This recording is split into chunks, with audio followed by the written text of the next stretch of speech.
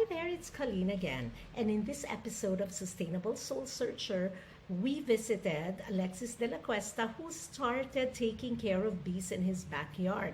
And from there, he actually made a board game, Sting a Win. And his wife creates products, HONEA, from their bees. And it's very interesting because bees are very important for our environment and keeping the balance, and also for our plants and also food security. And sometimes many people think that we need a big space to take care of bees, but Alexis will show us that we can actually take care of bees right in the comfort of our backyard.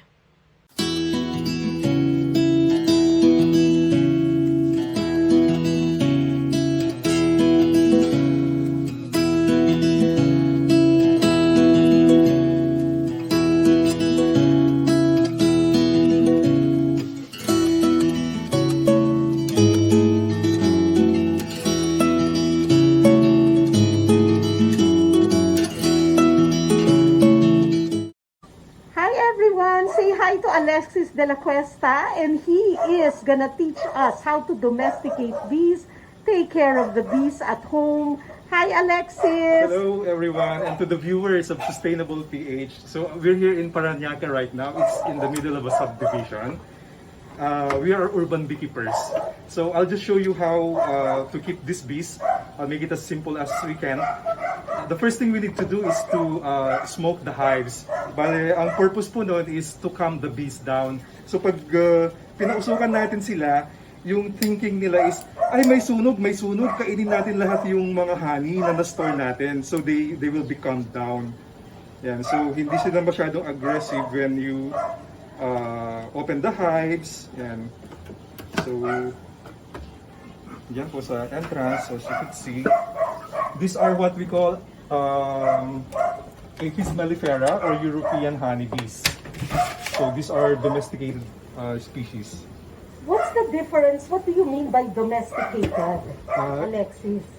Marami po kasing mga wild bees. So sila yung mga nakikita natin na minsan pumupunta sa mga puno sa within the subdivisions. So, those, yung mga, ang natural habitat nila sa mga mountains, forests. So they don't stay in hives like this. Hindi sila mado-domesticate. So these species are domesticated, meaning they can only thrive naman inside these boxes. If we bring them to the mountains or up in the forests, they will not be productive. Okay, so how did you start this? Well, this started out as because of our fascination with the bees when our baby got born. So we were waiting for a baby boy. Dapat ni Hemaya yung name niya. Niyo dapat yung palayaw. Turned out na God gave us a baby girl, so we named her Nia Deborah. We didn't know until when she was 6 months old, while we were preparing for her first birthday. Deborah pala is a Hebrew word for bees. Bee. So parang ayun, ang sabi ng wife ko, dapat yung party ni baby tungkol sa bees. So sabi ko nga Jollibee, pero sabi niya, ikaw naman tagal natin inantay si baby 5 years, so let's make it something very unique. So we made the party bee themed, nag-learn kami ng place, we made it into a beehive.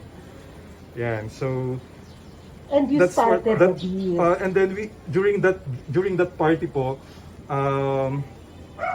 nag-decide kami na gumawa ng board game. Nung nagustuhan nila, they encouraged us to publish the game.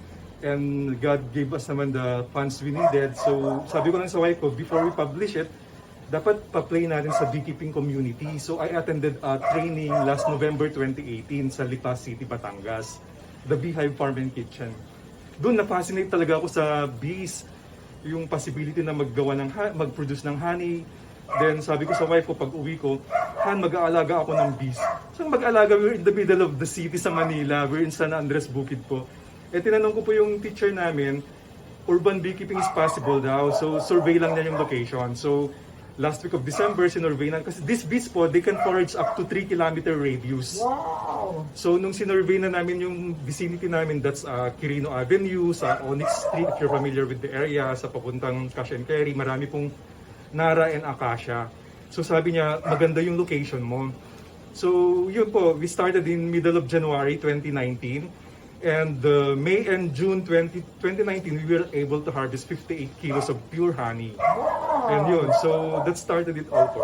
Wow, and this one, so naano na natin, na-smoke natin hindi, so they calm down. Opo. So what is this? So how does this look go? And These are the honey that they have, these are the nectar that they have gathered po. So if you could see the liquid, yung mga liquid na nandun sa loob ng bawat cell, Yes. those are nectar.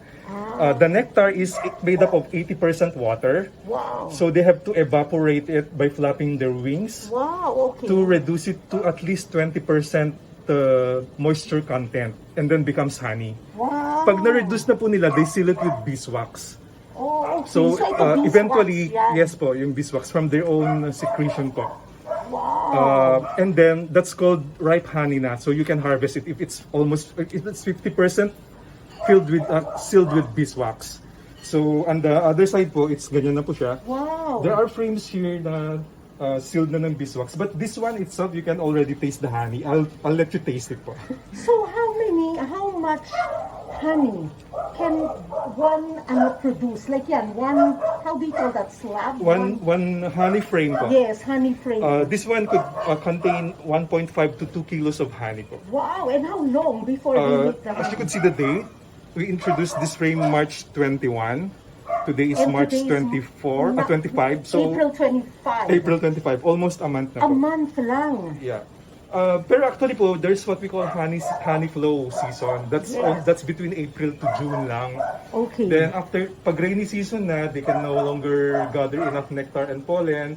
So wala na po talagang production ng honey from July to December, January, February. So pag yun po, I'll be very strong about my advocacy. Marami po kasing nagbebenta ng fake honey. As you may have read the news of the DOST, 75% of the honey in the market are either fake, adulterated. Okay. So we advocate talaga selling pure honey. So one of the color, the taste, and the consistency of the honey depends on the sources of nectar. Ano now on bees, ha? Protecting the bees. Okay. Anong nila talaga for our environment? The bees are one of the greatest pollinators on Earth, so they're very important when it comes to food security. So when we're talking about sustainability, without these pollinators, it will be very hard for us to produce some of our favorite vegetables and crops. Okay. So bees pollinate 1/3 of the world's fruits and vegetables. So you mean, kunyari ako I'm a farmer, I want to produce. Is it good na may maliit akong bee colony? Yes, yes po. There have been studies by the UPLB, UP Los Baños. The yield of vegetables and vegetable crops can increase from 50% to as high as 90% if there are bees within the farm. Wow. So okay. for ampalaya, if there's a bee colony within the area of your ampalaya plantation, it can increase its yield by 90% because of the pollination services that they provide. Okay. So they fly, sorry for the 3 kilometers 3 radius. kilometers. So dito, binubuksan mo rin to. Hindi po, they just They fly come in and out of the entrance from po. the small, this So one. from sunrise to sundown, this is what we call the hive entrance po. Hide entrance. yes. So they come out. They come back. Yes, they come back. Parang may GPS sila and they're very territorial. Kung saan ka nakatira, doon ka lang pwede Hindi umuwi. sila, oo. So, So, kapitbahay nila tong iba, di Yes, ba? they cannot cross over po. So, Kasi ito lumalabas sila, yan sample, no? these are guard bees po, yung mga nandyan. So, aamuyin nila, they have a unique scent that we call it the pheromone of the queen. So, one colony has one queen lang. And it has a distinct... Lahat, one queen lang. Tigwa one queen. It's At all... agwi one queen. Tigwa one queen lang. So, one box, one queen. Yes, and Okay. each queen has a distinct pheromone scent. So, pagdating ng mga bees dito, pag hindi mo kaamoy Hindi yung nila scent, katropa, yes. itataboy ka nila. Oh, wow. So, you can only stay where you belong. Oh, they're very organized. So, gawin ko Like po. zoning. Yeah. They're very important in pollination. But aside from that, yung valued commodity that they can provide is honey, which has Yes. antimicrobial and many medical properties po. So you can only enjoy the full benefits of honey if you buy pure honey talaga, hindi yung Not adulterated. yung So it's a long story if we have to tell you how much it costs, ganyan, but to tell you po, kaya mahal yung pure honey because of the tools and equipment and the time we Yes. spend in doing this. But although low maintenance naman sila when it comes to time, kasi once a week lang yung inspection, it takes at Okay. least 30 minutes per colony. So if I have to come here, I need to allot 2 hours for each of these. Every weekend lang po. Yes. So for everybody's knowledge, Alexis is a full-time pa rin, no? In the corporate, Yes, and his ma'am. wife is also full-time. And they do this in the weekend. And as he said, they find that it is sufficient time in the weekend. So from all these bees, what products na have you come up with? So obviously you have honey that is pure. Yeah, the honey. And the others are, we have, my wife naman makes eco-friendly beauty bars ang tawag namin doon. So she makes soaps, lotion, conditioner, and shampoo bars. All made with honey. Then yung conditioner and lotion niya, it's made of beeswax naman coming from our hives. So yung conditioner bars tsaka yung pampalambot talaga. Yes. Yun, so so it's available na in Shopee and sa online lang po. Yeah, we have to scrape off yung beeswax. Kasi the purpose of the beeswax is to seal it to preserve it for their future consumption during the rainy days. Ah, Pero these species kasi they're so prolific, we can harvest their excess. But going back to the concept of sustainability, we don't harvest everything that they produce. We have to leave extra frames for them to last through the rainy season. for their own Kasi pag food. rainy days na po, wala na silang sources of nectar. Yes. So we have to leave something for them. Yes. So Jose So will we try. scrape off the beeswax. Okay. Actually, yung beeswax naman, it's edible, but it's not, So it's inside. it's not digestible. And the beeswax, Sometimes ano yung yung sa ibang mga- ginagamit na wax sa wood? Yung sa mga ice cream Yeah, stores, ginagamit diba, din po siya for, ano po? They're selling, they're, ano, Pang shining wood. Yes, yes po. And then sa lip balm, Yes. So Jose will be trying. So he's trying to open. ito yung honeycomb. yes, yes sir. So pag nag-harvest po kami, tinatabi ko po tong beeswax and my wife melts it to make it, Yung melted parang like a candle. yes, yes po. And then it becomes part of the shampoo and conditioner bars na.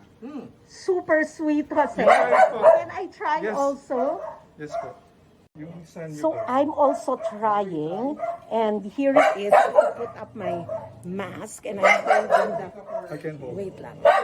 Hang on. So we're trying this. There. I'm right. I shifted it. So here it is. I'll try the. Oh my gosh, ang sarap! Ang sarap naman ito. No, I'm serious. But ang sarap niya para siyang candy. Okay, so this time I wanted to show you what's inside this what we call brood box. Yung po kasing second floor, dito pinapahinog yung hangin. So pinupuno nila from the ground floor. Pag puno na nila yung frame, iaakyat namin siya dito Oh, para okay. para ma-evaporate yung moisture content. Yes. Then so the queen is down here, so I'll show you the queen by taking out this what we call super box or honey. So 2 layers. So the box, their colony has 2 layers of boxes really. No, one is where the frames are pag in-evaporate yung ano, and the other one is The brood box. Diyan po yung What do you nangingitlog call it? yung brood box. brood box. Diyan po nangingitlog yung queen. Dyan ang ngingitlog. Wow!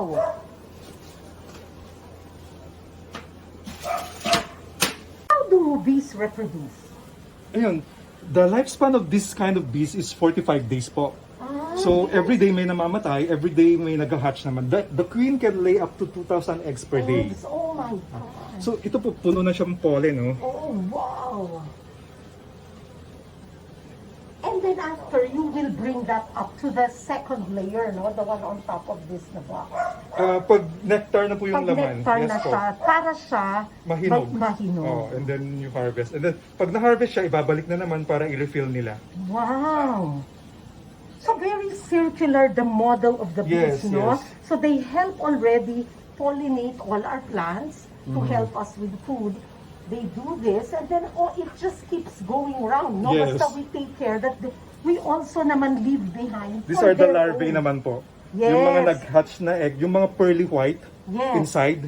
Okay, wow. Those are the sila naman they hatch from the egg on the 3rd day, and then on the 10th day isisil sila ulit ng beeswax naman. So while inside the beeswax, cup na siya, dun magde-develop yung body parts, yung wings, all the legs, and they emerge as an adult bee after 21 days. Wow. Then their roles will begin. So they assign each other their roles inside na the colony. Parang Genetically designed, instinct na. yes, for their Their roles. first role upon hatching are cleaners. So kung saan sila nag-hatch, lilinisin nila yung cell. Wow, okay. And then yung queen naman, i-QA niya. Yes. Ay, hindi pa yan malinis, ayaw kong itlogan yan. Yes. So, i-clean niya. And then the next role would be nurse bee. Yes. So, sila naman magpapakain nung... So, if you could see yung mga bees na nakasuksok yung ulo nila, Nakasuksok yung ulo, yes. pinifeed nila yung larvae. Wow. So, they can get the nutrients before becoming a pupa. Yes. So, pag nabusog na nila ng nutrients, isisil naman nila ngayon ng beeswax. So, ito po yun. Itong mga square hexagon cells na yan, to differentiate it from the honey, ito po, ang laman niyan ay pupa. Wow. So, after 21 days, they will hatch. Yes. So, una muna, they become the cleaners, then they Yes. become the nurse bees, and then they become the builders. They start secreting beeswax at day 12 Wow. from hatching. So, sila yung gagawa ng, magko-construct ng foundation. Yes. Then, pag na-construct na nila yun, yung mga adult, yung mga older bees, sila naman yung mag-shoot ng pollen, nectar, or dun din maglilay ng eggs yung queen. Ito na po yung queen bee. So, it Where has is a the number. queen bee? If you could see the number. Oh, there. Could you see the number po? Yes, yes. What's the number? Wow. So, as you could see, it's the longest. Yes. Ang lifespan po niya, 3 to 5 years. Years. And it can lay up to 2,000 eggs per day. Kaya hindi sila Wow. mawawala eh. Yes. They will continue to multiply kahit may namamatay. Yes. As long as we also provide an environment, no? Yes. Huwag natin naman patayin yung kanilang colonies. Si Morgan Freeman, I think, has a whole island of Yes, to yes propagate po. bees. Wow, Your this is son so would like to see, interesting. or- Yes, there. So, siguro point nyo na lang. Yan po, number, Yan, yun na yung it's may number bilog. 72. There, that's the queen bee. You don't need big land. So if you really want to take care of bees, what is your advice to people who want to try? The first thing is to attend a training po. So, dapat yung may hands-on. Kasi dun sa training, they will show you how, and you'll get to experience holding the hives. Doon mo malalaman, gusto ko bang gawin to. Kasi it has to be very consistent every week. Kailangan mo siya i-inspect.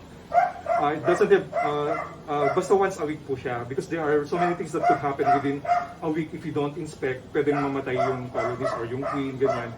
So when you attend the training, you will have a hands-on portion. Then, doon, marirealize, and then, beekeeping is not also for everyone because there are some people who have severe reactions to bee stings, but statistically naman 1 in 100,000 yung serious yung ano niya. So if you're one of them, then beekeeping is not for you. So how will you know it? Magpa-sting ka talaga. So pag na-sting ka at hindi ka naman talaga nagkaroon ng serious then you can keep bee. So, sorry for my hair and all, but this is so exciting for me. It's like I'm back in school. So we will give all the information that Alexis mentioned in our description. And please, I will also give you all the contacts so you can directly inquire with Alexis. This is the one Alexis made, Sting a Win. So let's look at this house. So it comes in this box. And let's look what's inside. So if you open it, you have, wow, this is a real board game. No, it's like a laminated board, which is very good for children actually. There it is. So this is how it looks like, and this is the start, and this is the finish. And what you get inside are these little chips, and look how cute they are. You could be the red bee or the pink bee. And there are cards here. So, and there's even Bible verses. And the other one is you have inside the rule book on how to play the game. And you also have another set. And these cards give you a little trivia about bees. So Alexis's wife creates different personal items or personal hygiene bars from their honeybees. So it is called HONEA. So these are handmade soap, all natural, sulfate-free, and also eco-friendly. So in one box, you're gonna receive a deep cleansing bar, you have a shampoo bar, and also conditioner, and you even have a lotion bar. So these are really very friendly. There is no use of plastic whatsoever, and it's all natural. And you have different types of tiny soaps here to try as well. Thank you for joining us in this episode of Sustainable Soul Searcher, your companion in your search for a sustainable way of life.